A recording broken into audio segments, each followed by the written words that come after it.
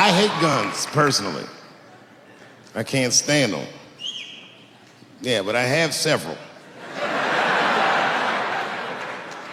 I don't want them, but I feel like I need them. Don't forget where I live. I live in Ohio. And anyone that knows anything about Ohio knows that even the word Ohio is an old Native American word. It means, literally, land of poor white people.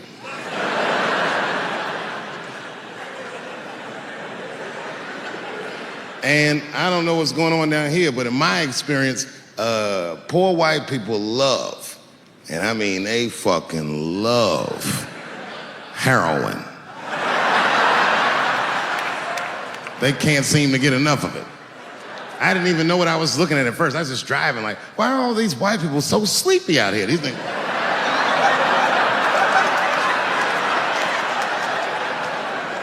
It's really bad.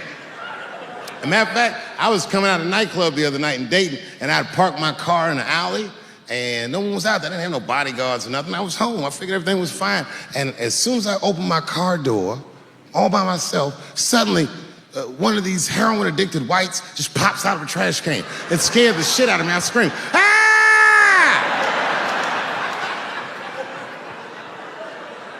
And then I realized it was a woman. She was fucked up. She's like, hey man, relax, okay? I'm sick, all right? I need some drugs, man. Please, I'll suck your dick for $5, man. I was like, ugh. 2.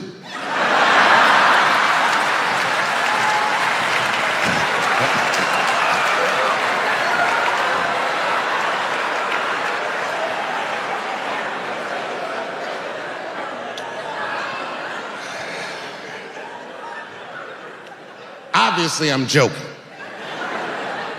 This opioid crisis is a crisis. I see it every day. It's as bad as they say.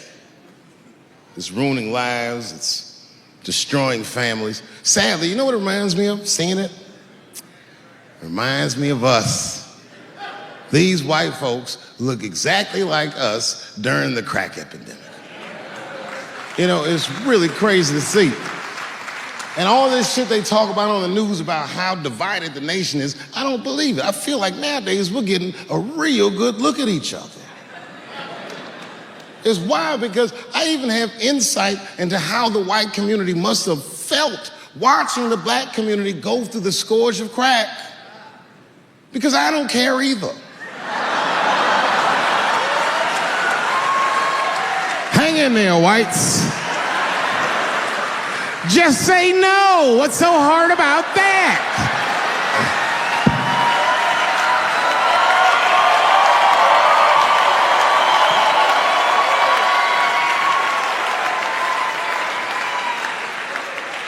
Remember when y'all said that to us? But it's okay. There's no grudges. Now you finally got it right. Once it started happening to your kids, you realize it's a health crisis. These people are sick. They are not criminals. They are sick.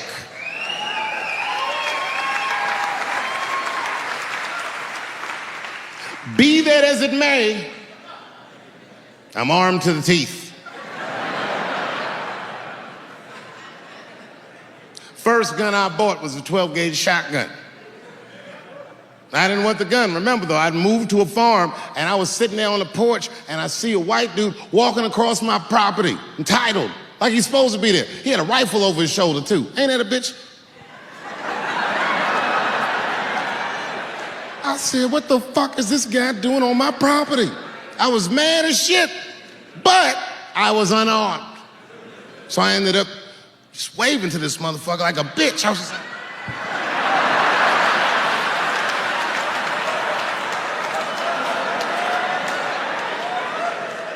And as soon as he got far enough away, I ran to my car and sped to Kmart. This is in a rural white area. And remember, I was nervous because a guy was on my property, I'm black, and I was sweaty. You know what I mean? And I ran to the gun counter, black and sweaty, sweating and black, and I looked up at the nigga, I was like, I look like a slave or something. I said, I need a gun, immediately, like that, just like that. The guy didn't answer, no questions. He just grabbed a 12 gauge shotgun, handed it to me. I'd never even held a gun before. I'm not a dummy. I'm like, well, I need some bullets too. And the guy reached under the counter, put 2 box shells on the counter. He said, all right, buddy, which box do you want? I didn't know. One box had a picture of some ducks on it. The other box had a picture of some deer. I said, well, what's that box with them ducks? He said, oh, that there's birdshot. And then he goes just like this, I'm not exaggerating, he goes, that won't kill a man.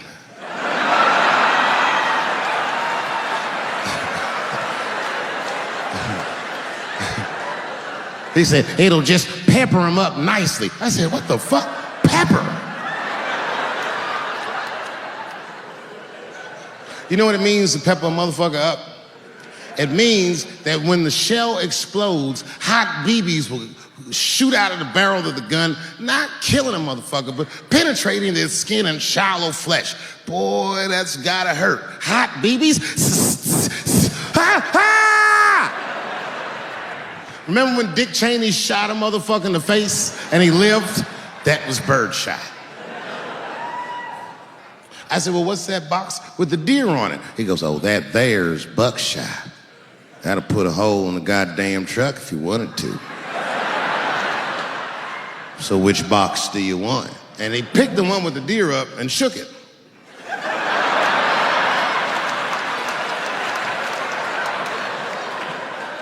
I thought he was trying to trick me. I was like, do you have a box with a picture of a white dude trespassing on it? Because it's exactly the strength I'm looking for. But I didn't know that if you're defending your home with a shotgun, the formula dictates that you're supposed to buy both boxes. This was not a formula that I was familiar with. It goes like this. The 6 shots in a 12 gauge shotgun, so when you load the gun, you load it like this. First shot, bird shot. Next shot, buck shot. Bird shot, and then after that, gun's Jamaican. Buckshot, buckshot, buckshot.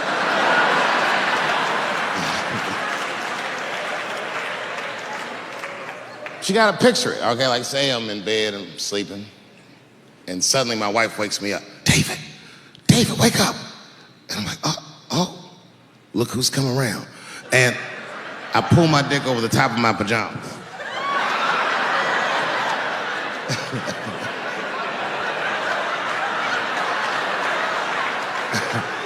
And she says, no, I hear something. I go, oh, this bitch. So I get up out of bed, grab the gun. I say, wait here, baby, I'll go check it out. Just lock the door behind me. Oh my God, she's right there in the kitchen is a heroin-addicted white, and he's digging through the change jar by the door. I worked really hard for that change. I gotta do something. So first, I wrapped the shotgun. Hey, motherfucker, click clack. That's a test. That click clack sound will stop a rational human being in their tracks. But sure enough, this person is not rational. They're sick on drugs. They're digging in the change. I gotta act fast. This nigga's almost got $1.50. I warned you, birdshot. And there it goes. Hot BBs will permeate his yellow heroin skin. Remember, I'm not killing him. I'm just peppering him up nice. He lets out a heroin scream. Yeah.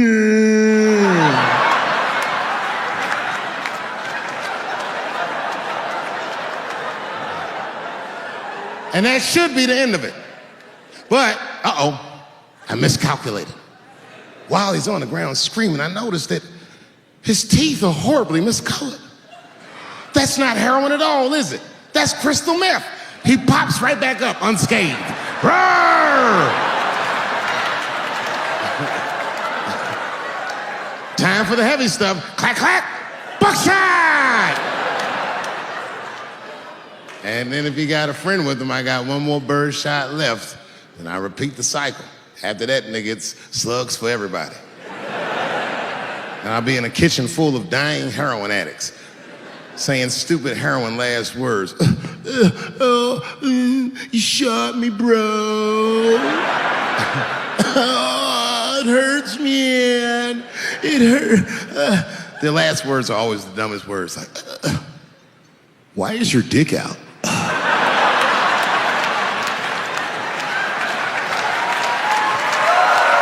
My wife's friend, Stuart, told me that. My wife has a lot of gay friends. Stuart's their leader.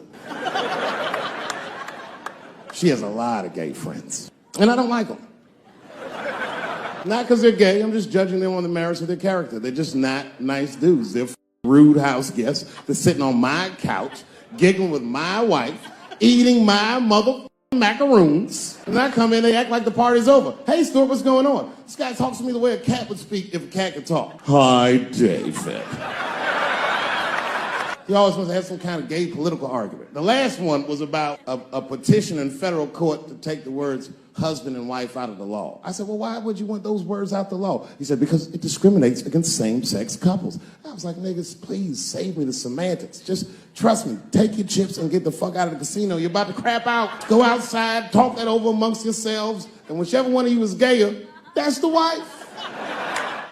I've never seen somebody in the office so high with the most just basic fucking solutions. We should not let any more Muslims in the country till we can figure out what's going on. Did he just say, figure out what's going on? Who doesn't know how to do basic math? Let's count it out. There's been 17 mass shootings in the United States. 4 of them were done by Muslims. None of those 4 Muslims were from any of the 7 countries in your stupid ass original band.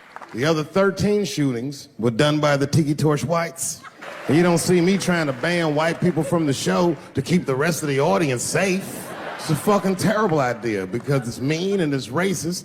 And most importantly, if there were no white people here tonight, I might leave this bitch with $1,800. This man needs to realize that we all need each other. And that's why we will never, ever be able to beat China. Because everybody in America is racist and everybody in China is Chinese. This guy, R. Kelly, got another sex tape out now. This guy makes more sex tapes than he does music. He's like the DJ Khaled of sex tapes. Another one. Like, damn. The new one's so bad that they didn't even show it. 16 times the girl's age was mentioned. Isn't that crazy? This motherfucker is an idiot. He was fucking her like, yeah, this is the best 14-year-old pussy I've ever had in my life. And she was like, you like this 14-year-old pussy? He's like, oh, yeah, I love this 14. I'm like, man, you need to shut the fuck up. You got to give your lawyer something to work with. You're supposed to be on the tape like, this is the best 36-year-old pussy I've ever had in my life. And then your lawyer gonna be like, Your Honor, clearly my client thought that this woman was 36, as he mentioned some 16 times in the tape. They gonna know you lying, though. You know what I mean? Everybody knows no such thing as good 36-year-old pussy. It is wild, bro. Where you from, man? Where you from? New York. You from, what, Manhattan? Brooklyn. You are from Brooklyn, aren't you? You look like you can rob somebody with a hammer.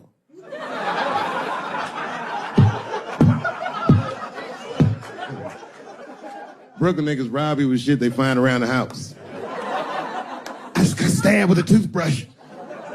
This nigga must be from Brooklyn. I'm fucking around. I think, okay, again, of all those letters, the T has the toughest road ahead. In fact, I think the T should stand for tough road ahead. They've got the longest mental gap to bridge. That's all I'm saying. Because, you know, whenever I see one of them T's on the street, I don't mind them, but I'll be like, man, I miss Bruce. I'm sorry, guys. I'm 42. I remember Bruce Jenner. Before the Kardashians, before all that, this motherfucker was a white American superhero. It was amazing. He was beating Africans at track and field. We'd never seen anything like it. He was on my cereal box growing up. You know how much of that cereal I ate, nigga? I didn't know he was gonna do that. I knew before you guys knew. I heard things on the street in Hollywood. You know, you just be out, see people. Hey, what's up, Kanye? Why the long face? Nigga, you'll see. I got 2 mother-in-laws now. There was a big dance coming up in the middle school. I was 12 years old. I said, Dad, can I go to the dance? He said, of course you can go to the dance. I want you to get out and meet some more kids. I said, great. It costs $3 to get in. And my dad said, ooh, sorry, son, I don't have it. I was like, what the fuck? You don't have $3? Well, then how are we alive, Dad? Dad said, if you want to go to the dance bad enough, I'll tell you what, there's some money in the change jar, get the money from there. I was 12 years old. That's what I did. I showed up to the dance early. There's a long line of kids waiting behind me while I'm at the door trying to count out 300 pennies to get inside. I will never forget this shit as long as I fucking live. Oh, man, you know, if you've been poor, you know what that feels like. You ashamed all the time. Feels like it's your fault. And all them kids was laughing, ha, ha, ha. Look how poor Dave Chappelle is. Like, when I think back at it, that's really the only time in my life that I ever thought to myself, I should kill everybody at school. No, this is what I mean. Okay, look, okay, you're an Asian dude. No, I say this with no disrespect, but we're all Americans, right? And we can agree that America has a huge body count all over the world, but nowhere more than Asia. Literally, if you look at history, recently, we have bombed the masculinity out of an entire continent. We dropped 2 atomic bombs on fucking Japan, and they've been drawing Hello Kitty and shit ever since. There's a lot of lady boys in the wake of our bombs, and I know these things because my wife is Asian. She's Filipino. All right, well, okay, so that explains it. Now you know why you see me at all those Filipino events. I'm not there picking up pussy, I'm dropping some off.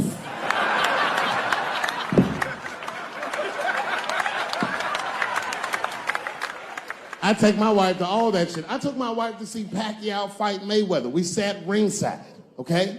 That was a quiet car ride home. That's what that was. That's my problem. I can't handle pressure. Sometimes pressure make me talk different. I'm serious. You ever have like that social pressure? You ever talk to somebody who's fake and they make you fake? Like that kind of deal, like, hey, how you doing? You're like, fine, how are you? And you're like, I don't even talk like that. I get sick of that shit. I do. It just makes me sick. Sometimes I'll talk crazy just to make myself feel better. You ever do that? Just start talking like crazy. Like, you ever hear this voice? Man. That's how bad guys used to talk in the 40s. In the old days. See, I talk like that. Not all the time, but if somebody put the pressure on me, fuck it, I gotta cut loose. If the police pull me over, I'll talk crazy. Son, do you know why we pulled you over? Nah, because I'm black, see, that's right. Nah. It's not illegal to talk like that. How do they know I don't talk like that every day? Stop talking like that. Stop talking like white copper. Nah. I see my age in my children. I came home from the road. This is not long ago. I've been gone for, if you can picture, I was gone for weeks and weeks.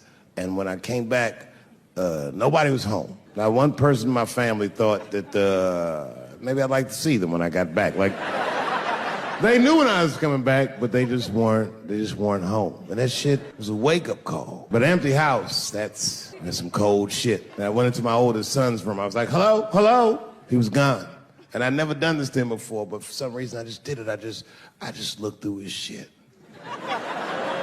Just to see who this motherfucker was becoming. And I found these notebooks and I started going through the notebooks and there was all this wonderful poetry in them. And then I looked through his drawers and I opened up his middle drawer and I found this rolling paper.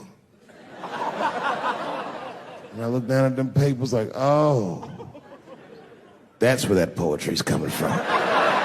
I'm doing a show somewhere, and I'm on stage, and I was a little drunk, you know.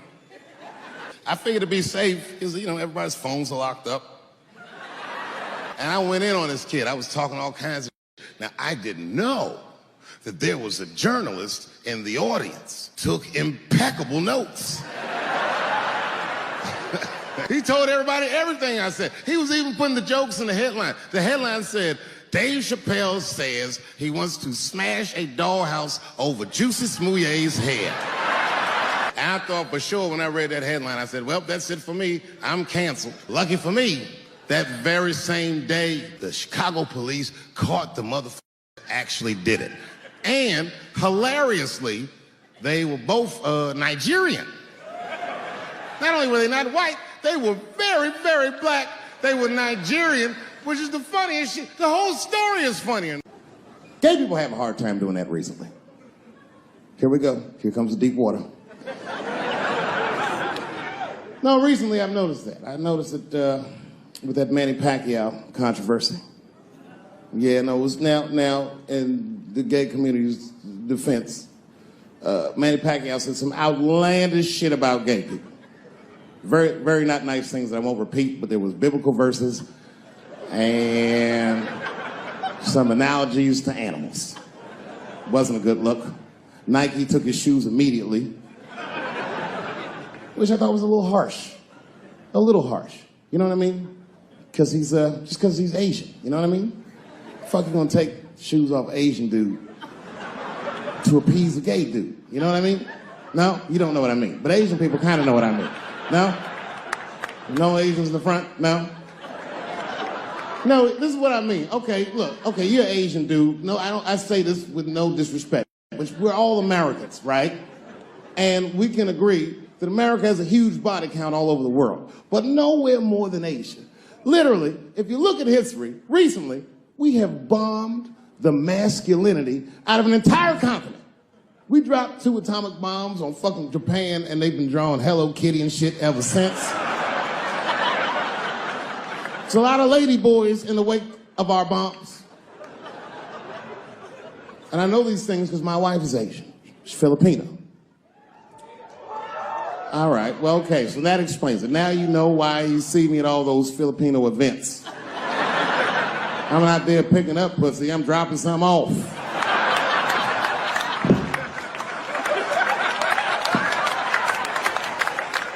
I take my wife to all that shit. I took my wife to see Pacquiao fight Mayweather. We sat ringside, okay? That was a quiet car ride home. That's what that was. But if you know what's popping in the Philippines, you know that they got a whole generation of kids in the Philippines growing up without their mothers. Yes, a lot of women in the Philippines go to the Arabian Peninsula, they come to the United back home, which is still one of the #1 staples in the Philippines economy, money that their expats send back to the Philippines. The men, on the other hand, are left rearing children, twiddling their thumbs, waiting on their wives' checks. These men have been fucking emasculated. And then suddenly, a boxer rises from amongst them and reinstates their manhood with his motherfucking fist. This is not the guy you're supposed to ask, what do you think of homosexuals? He's not your champ. Shit. That's why I don't have a sneaker deal, because if you say something that people don't like, they'll take your fucking shoes off. Road ahead. They've got the longest mental gap to bridge. That's all I'm saying. Because, you know, whenever I see one of them T's on the street, I don't mind them, but I'll be like, man, I miss Bruce. I'm sorry, guys. I'm 42. I remember Bruce Jenner. Before the Kardashians, before all that, this motherfucker was a white American superhero. It was amazing. He was beating Africans at track and field. We'd never seen anything like it. He was on my cereal box growing up. You know how much of that cereal I ate, nigga? I didn't know he was gonna do that.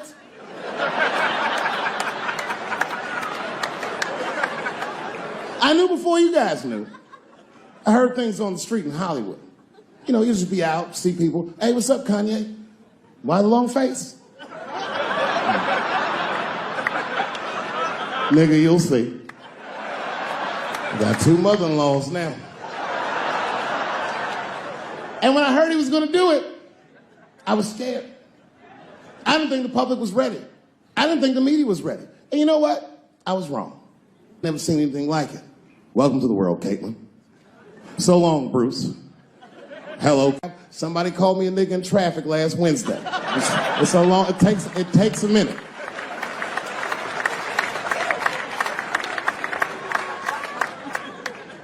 My wife's friend, Stuart, told me that. My wife has a lot of gay friends. Stuart's their leader.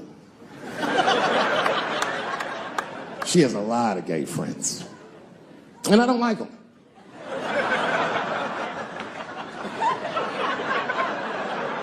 Not because they're gay, I'm just judging them on the merits of their character. They're just not nice dudes. They're fucking rude house guests. They're sitting on my couch, giggling with my wife, eating my motherfucking macaroons. And I come in, they act like the party's over. Hey, Stuart, what's going on? This guy talks to me the way a cat would speak if a cat could talk. Hi, David.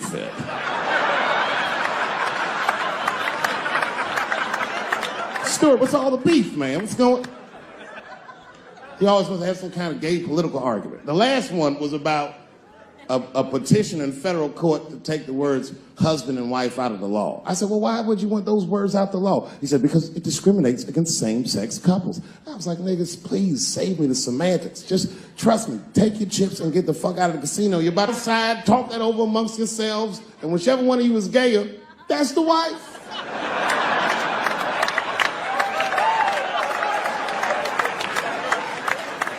No, Stuart didn't like that. Stuart educates me about this movement, you know what I mean? I didn't even know shit about it. He told me it's called LBGTQ.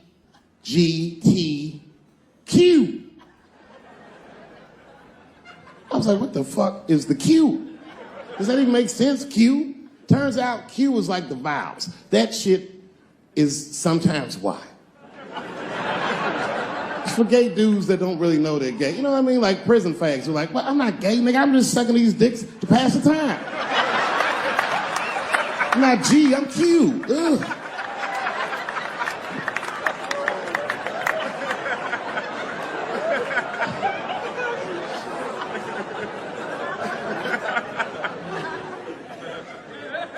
I think, okay, again, of all those letters, the T has the toughest road ahead.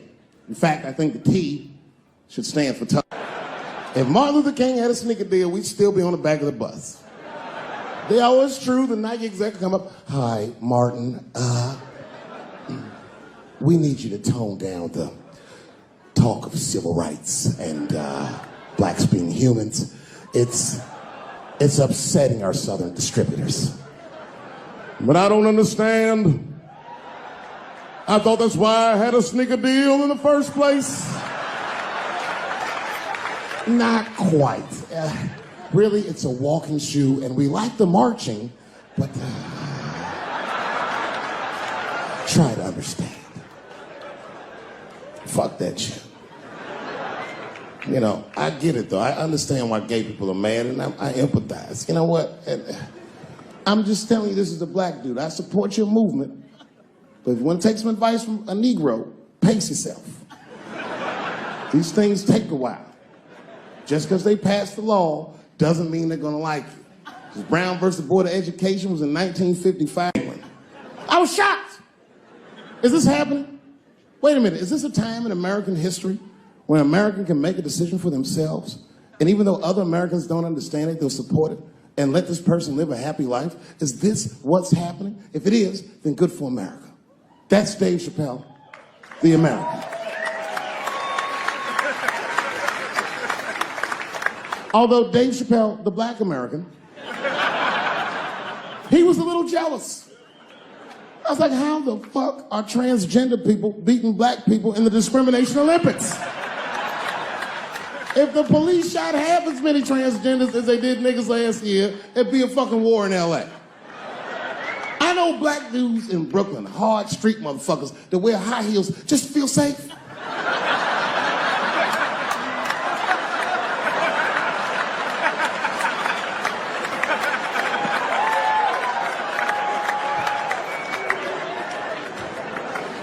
Transgenders are gangsters. I used to do business with a transgender in Hollywood. Man, everybody would be scared of her in the boardroom. She walk in there, newly minted woman, high heels, purse. Shit.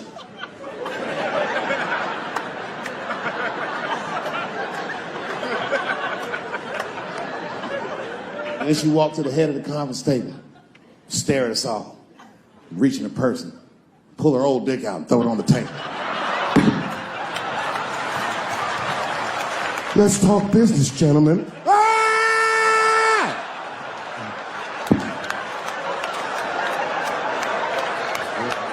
Shit is scary as fuck.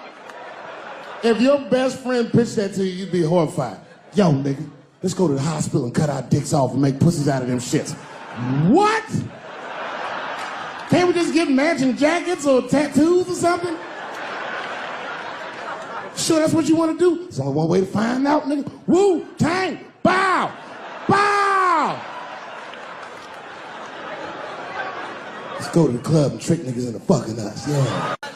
I know it's fucked up, but I tell you the truth. You know, everything's funny. Everything's funny till it happens to you. 3 months, a mere 3 months after that terrible attack that Chris Rock endured, I was on stage at the Hollywood Bowl, and a lunatic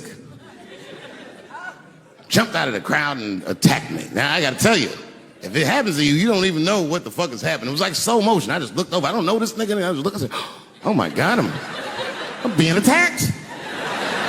And this motherfucker was ragged. He jumped at me. He was like, ah! I'm old, but I'm fast. I caught this motherfucker's head with my hand and pulled his hoodie over his eyes. I can still feel his head in my hand. It was spongy. He had been growing dreadlocks. Not the beautiful dreads that Rastafarians grow. These were accidental LA homeless dreads. This shit had leaves and sticks and bottle caps and shit in it. Some kind of grease. I was like, ugh, like this. And then I fell down. And he knocked me all the way on the ground. And I was like, man, this is a bad situation. I'm like, I don't know if I'm gonna die or what's gonna happen. But in that moment of vulnerability, you know what occurred to me that had never occurred to me before in my life? In that moment, it occurred to me that bodyguards should not wear dress shoes to work, Travis. This nigga Travis came out slipping and sliding on some kind of beautiful loafer and fell flat on his back. I said, oh my God. Now both of us are down. I gotta handle this shit myself. So I popped that back, boom. And then the kid that knocked me down, he popped out, boom, and we looked at each other and realized at the same time, I was bigger than him. And that motherfucker took off running. And I started to chase him, and I said, fuck him. And I picked the microphone up. I said, I'm gonna finish this show now. That's right.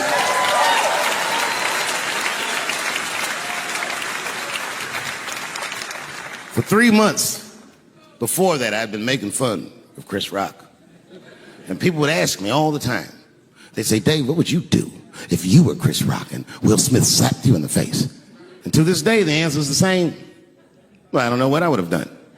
I've never been in a situation that extreme.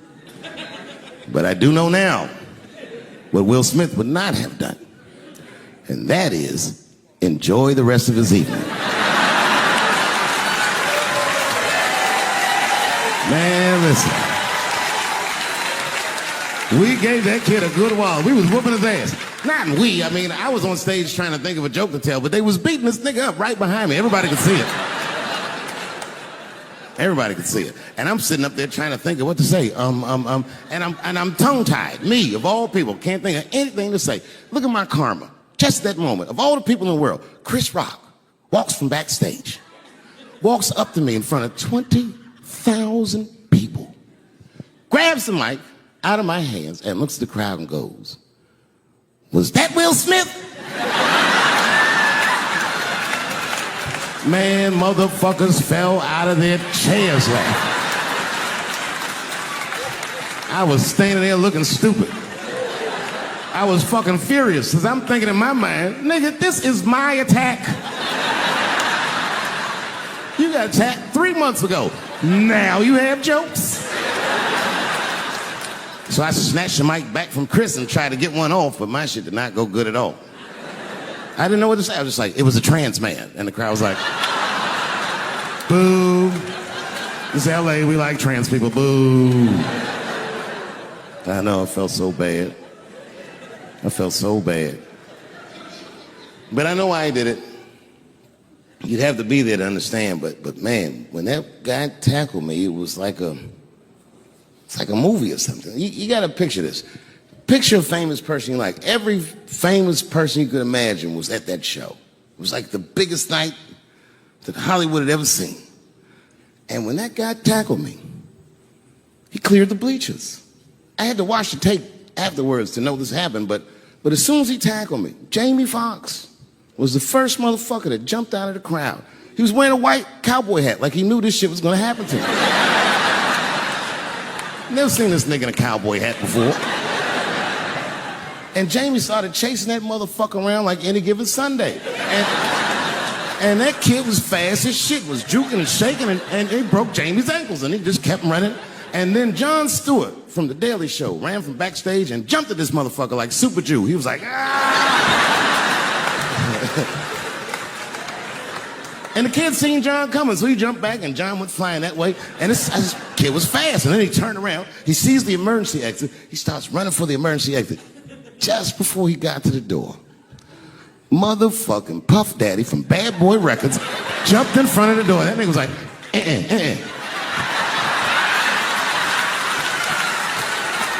Boy,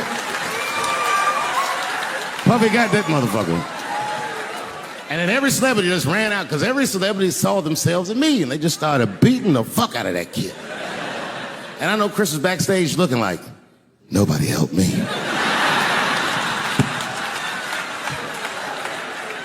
Everybody hates Chris.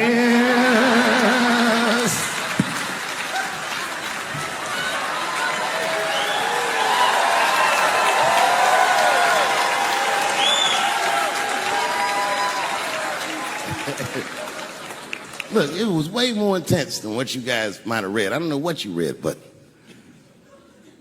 the kid, while we was beating on him, reached in his waistband, pulled out a .22 caliber pistol. That shit was mayhem.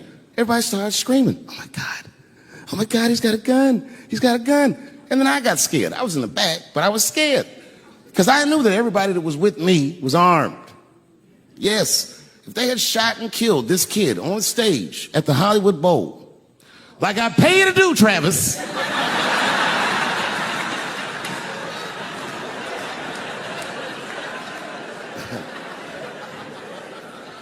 but Travis G'd up. Travis wrestled the gun out of the kid's hand, and then he took it like this and tried to chamber the round, and he couldn't. So he pulled the trigger, and it wasn't a gun. A knife blade popped out of the front. I guess this kid was gonna stab me. Some scary shit. So the next night, even though I didn't have a show, I said, I gotta get right back on stage. And I went and did a show. And someone in the audience screamed out, Dave, what happened with the attack? And I didn't know there was journalists in the room. All I said was that this nigga had a knife that identified as a gun.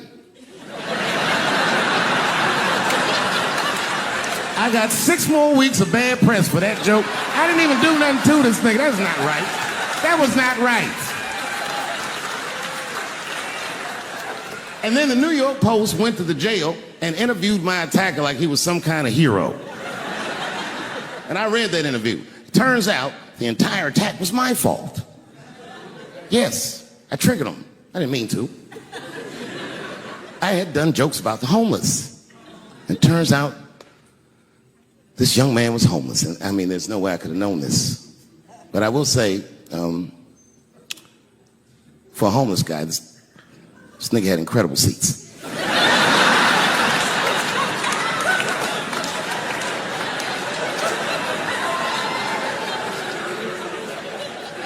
Oh, and they said I triggered him because I had done LBGTQ jokes, and it turns out this fella was a bee. That was the headline of the article. It said, Dave Chappelle's alleged attacker is bisexual. I said, alleged attacker? This motherfucker definitely attacked me. I'll show you the tape. He's allegedly bisexual. I'm gonna need to see him suck somebody's dick before I believe the rest of this article.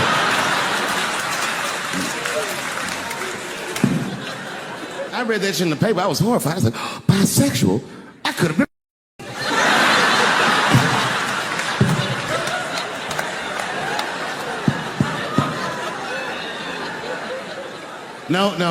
No, you know what though? It's not funny because after all that madness ensued, I went to the hotel room. I was by myself and I opened the door and my wife was in there alone. She was sobbing, like sobbing. I said, oh my God, what's wrong with you, bitch? Did you get attacked too?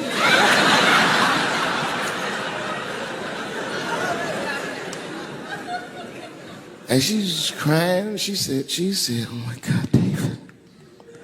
She said, if you had died tonight, me and the kids would have nothing.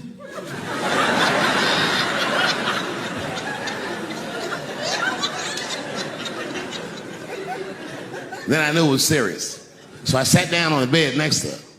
And I reached in my pocket, I pulled some keys out that she'd never seen before. She said, oh, what are those keys? And I gently placed them in her hands. I said, sweetheart, those are the keys to my safe deposit box. God forbid anything ever happen to me. But if it does, don't even worry about it. You and the kids have everything you need in that box. I've already taken care of it. And she was looking at them keys, and I could see her mind realize what we were actually talking about. And then she just started crying harder. And to be honest with you, that made me cry a little bit too. And we hugged each other real tight.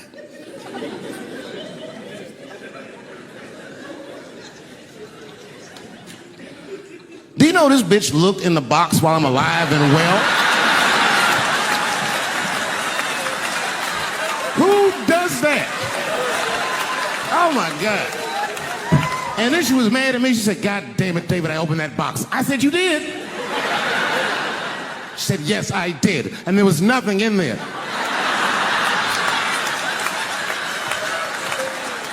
I said, nothing? Oh. She said, nothing except your stupid joke book. I said, whoosh. I said, well, sweetie, look. If you tell those jokes exactly how they're written, you and the kids should be fine. They're really good jokes.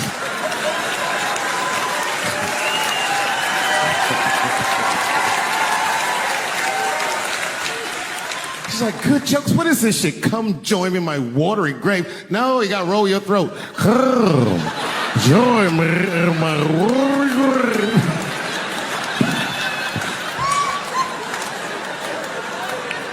And me and her, like, we weren't arguing, but you know what I mean? She was just like, you need to stop doing that. And then I tried to change the subject. I go, how is school going, boys? And my sons tell me, well, we didn't have school today, technically. I'm like, well, what's going on? And he said, well, there was like a school shooting drill. I never heard of this. You know what this is?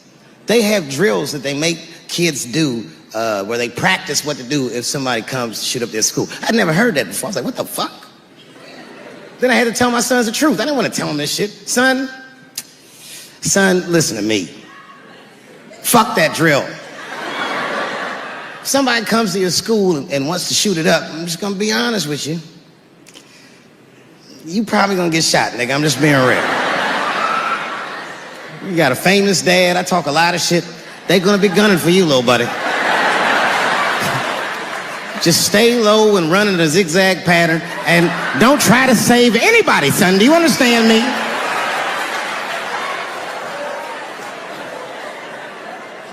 Why would you have kids rehearse for some shit they have no control over? All you're doing is training these kids to worry. It's the stupidest drill I've ever heard of. And while you're in there training them during these drills, well, aren't you training the shooter too? This nigga's in here listening and learning like the other kids. Sitting in the back. Where are we supposed to meet?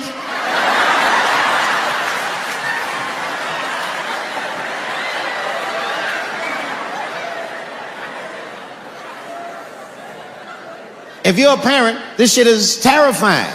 This shit is real scary. All the parents is looking at each other crazy. Because we know as parents that one of us is raising the shooter. Just don't know which one of us it is. All we know for sure is that if you're a white parent, the chances that it's you is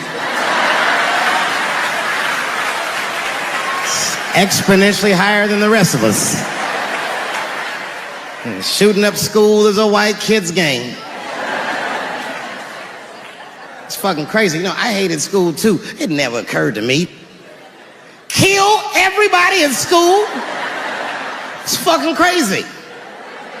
Just do what I did, nigga. Try some things. Have you skipped school, nigga? Skip school.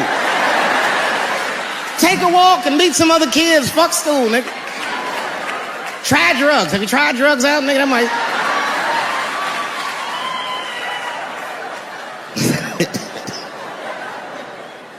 Some scary shit. I've given this a lot of thought. I don't see any peaceful way to disarm America's whites.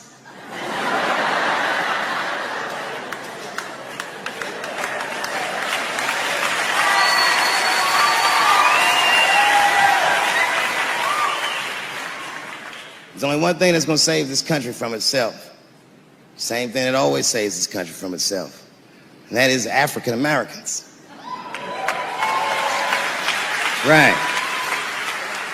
And I know the question that a lot of y'all have in your minds is, should we do it? Yeah, fuck yeah, we should do it. Listen, no matter what they say or how they make you feel, remember, this is your country too. It is incumbent upon us to save our country. And you know what we have to do. This is a fucking election year. We gotta be serious. Every able-bodied African American must register for a legal firearm.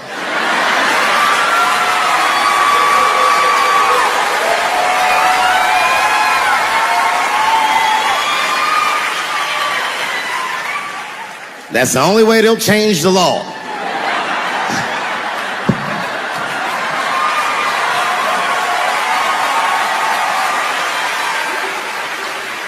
I hate guns, personally. I can't stand them. Yeah, but I have several. I don't want them, but I feel like I need them. Don't forget where I live. I live in Ohio. And anyone that knows anything about Ohio knows that even the word Ohio is an old Native American word. It means, literally, land of poor white people.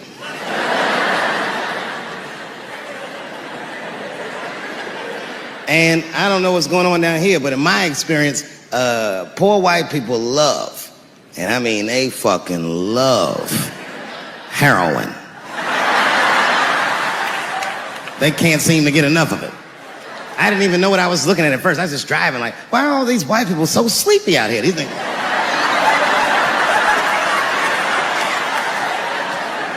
It's really bad. As a matter of fact, I was coming out of a nightclub the other night in Dayton, and I'd parked my car in the alley, and no one was out there. I didn't have no bodyguards or nothing. I was home. I figured everything was fine. And as soon as I opened my car door, all by myself, suddenly one of these heroin-addicted whites just pops out of a trash can. It scared the shit out of me. I screamed, ah!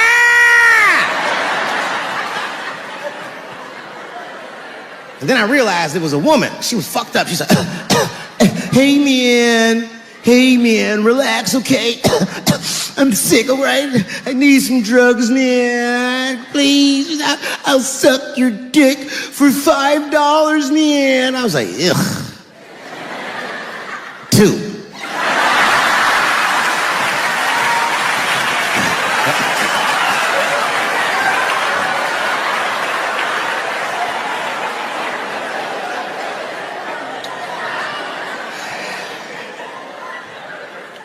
Obviously, I'm joking. This opioid crisis is a crisis. I see it every day. It's as bad as they say. It's ruining lives. It's destroying families. Sadly, you know what it reminds me of, seeing it? It reminds me of us.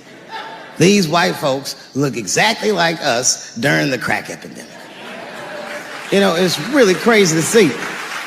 And all this shit they talk about on the news about how divided the nation is, I don't believe it. I feel like nowadays we're getting a real good look at each other. It's wild because I even have insight into how the white community must have felt watching the black community go through the scourge of crack. Because I don't care either.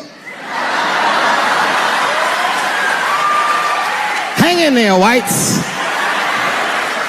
Just say no. What's so hard about that?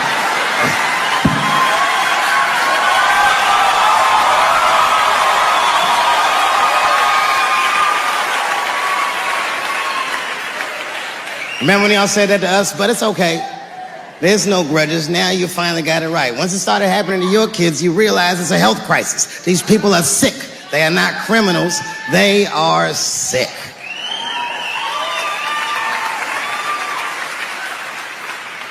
Be that as it may, I'm armed to the teeth.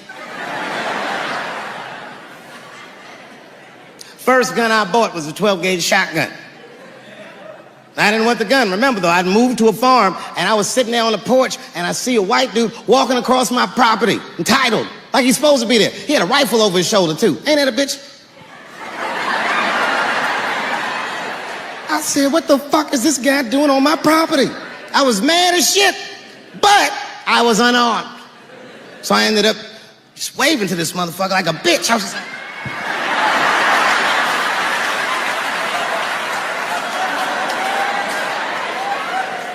And as soon as he got far enough away, I ran to my car and sped to Kmart. This is in a rural white area. And remember, I was nervous because a guy was on my property, I'm black, and I was sweaty. You know what I mean? And I ran to the gun counter, black and sweaty, sweating and black, and I looked up at the nigga, I was like, I look like a slave or something. I said, I need a gun, immediately, like that, just like that. The guy didn't answer, no questions. He just grabbed a 12-gauge shotgun, handed it to me. I'd never even held a gun before. I'm not a dummy. I'm like, well, I need some bullets too. And the guy reached under the counter, put 2 box of shells on the counter. He said, all right, buddy, which box do you want? And I didn't know. One box had a picture of some ducks on it. The other box had a picture of some deer. I said, well, what's that box with them ducks? He said, oh, that there's birdshot. And then he goes just like this, I'm not exaggerating, he goes, that won't kill a man.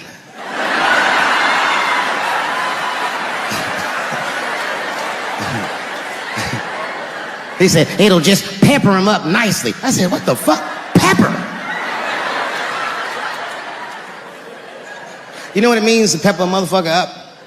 It means that when the shell explodes, hot BBs will shoot out of the barrel of the gun, not killing a motherfucker, but penetrating their skin and shallow flesh. Boy, that's gotta hurt. Hot BBs? Ha ha! Remember when Dick Cheney shot a motherfucker in the face and he lived? That was birdshot. I said, well, what's that box with the deer on it? He goes, oh, that there's buckshot. That'll put a hole in the goddamn truck if you wanted to. Dave Chappelle.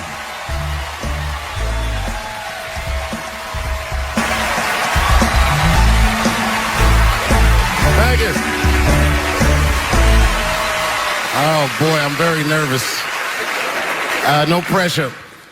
During the civil rights movement, I can't read what's on the teleprompter. Some about black America and white America. There's black Americans and there's white Americans. We're all one America. So if you don't mind, this is not live, is it?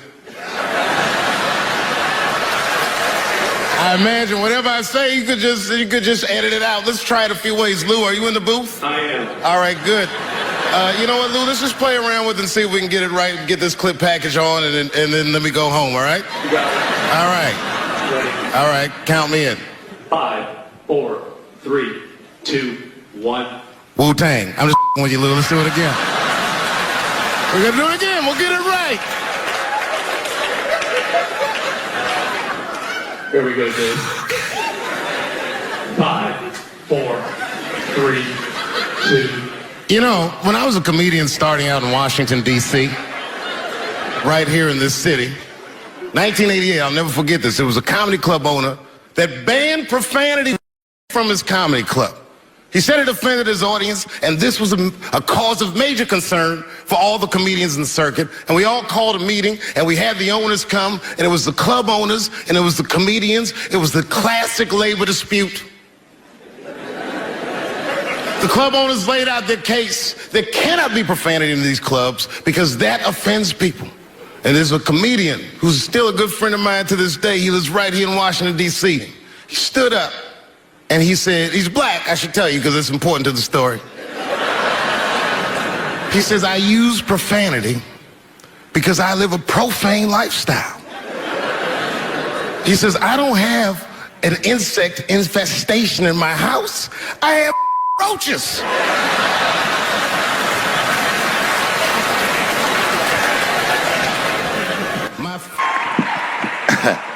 Man, I gotta tell you, when I was sitting here watching what all the other honorees have done with their lives, I started feeling like shit. Like, this is terrible.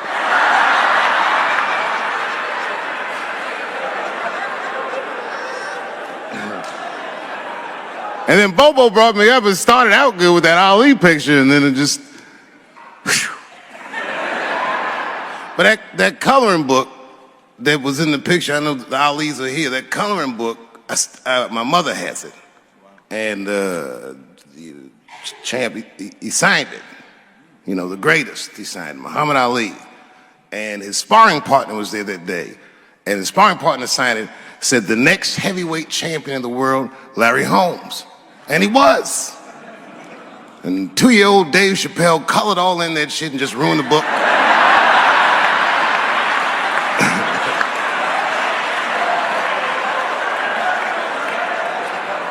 But I remember part of the book that I remember real vividly because I asked my mother about it when I was a kid. There's a part where there's a picture of Ali throwing his Olympic gold medal into the Ohio River.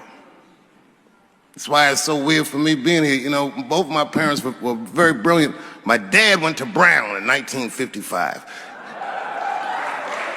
That's right. He told me at the time he was one of 3 black students. He said one of the guys got accused of a rape that he probably didn't commit, and the other guy killed himself. And Dad said, and I left. And see, that's what makes us Chappelle's great. We know when to quit.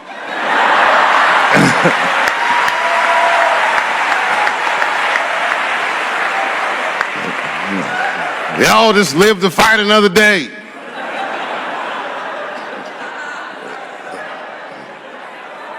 I gotta say, I'm very honored to be here, and I'm very honored to be here with the other honorees. Really, I'm like very humbled by you all, the work that you do, and you all make me want to be better. All of you.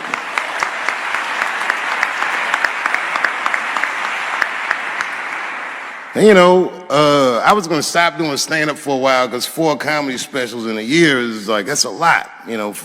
But you know, shout out to my colleagues in comedy. I just want to say that in a way, this for me belongs to my mother primarily, who was an African American studies professor, and a lot of the content that I say, she raised me well. I'm not an uninformed person. But also, you know, my colleagues in comedy, like comedians have been getting beat up pretty bad recently, and we're somehow nowadays expected to speak with the precision of attorneys or politicians. We are not. I always think of James Baldwin. You know, James Baldwin was one of my favorite writers because he managed to tell white people what they feel like to be around.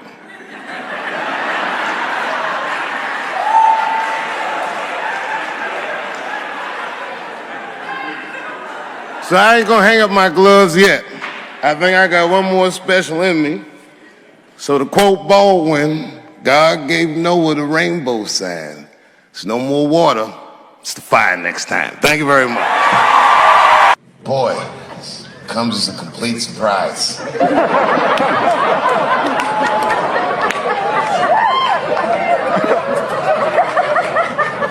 I mean, I read all the reviews, and they said so many terrible things. They were embarrassed for me. I had lost my way. It wasn't even worth watching. I hope all you critics learn from this. This is a teachable moment. Shut the fuck up forever.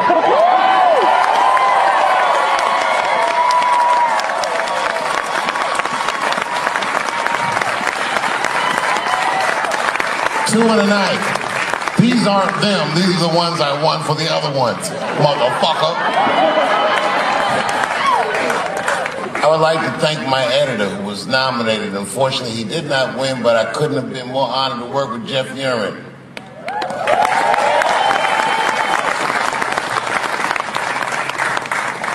Stan Lathan has been directing television since 1968. Any show that I watched when I was growing up, he directed it. From Sesame Street to Sanford and Son to Good Times to Everything Black And finally, you motherfuckers finally gave him an Emmy tonight. He deserves so much more, but I'm glad you came around.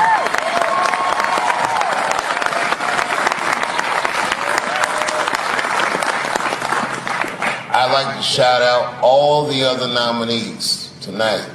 Tiffany Haddish and Patton Oswalt and Hannah Gatsby and Brother Mulaney. You guys are an inspiration to me, and I'm honored to be nominated with you. I'm sorry that you didn't win tonight, but who gives a fuck anyway? It's a special night because comedy gets to be itself. It's all we've ever wanted. I hope the war is over. We good? And as always, I'd love to thank my wife, Elaine.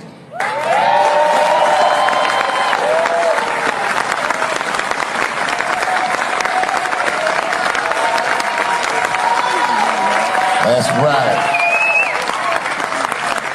Elaine has been with me for the last 25 years and had to endure the pains of living with the greatest comedian ever. See you on Monday. Thank you very much. Thank you. Thank you. I like not knowing what's going to happen. I like making memories. Sometimes I do all this crazy shit around my colleagues just so that they can tell their friends I did it. But rather than talk about myself, just briefly, I want to just talk about my genre. Stand-up comedy is an incredibly American genre. I don't think any other country could produce this many comedians. And unbeknownst to many people in this audience, I don't think there's opinion that it exists in this country that is not represented in a comedy club by somebody. Each and every one of you has a champion in the room. We watch you guys fight, but when we're together, we talk it out. I know comics that are very racist, and I watch them on stage, and everyone's laughing, and I'm like, that motherfucker means that shit. Don't get mad at them, don't hate them. We go upstairs and have a beer, and sometimes I even appreciate the artistry that they paint their racist opinions with. Man, it's not that serious. The First Amendment is first for a reason. The Second Amendment is just in case the first one doesn't work out. We gotta let some air out of the ball, man. The country's getting a little tight. It doesn't feel like it's ever felt in my lifetime. So tonight, I am honored that my colleagues are here in comedy and in music.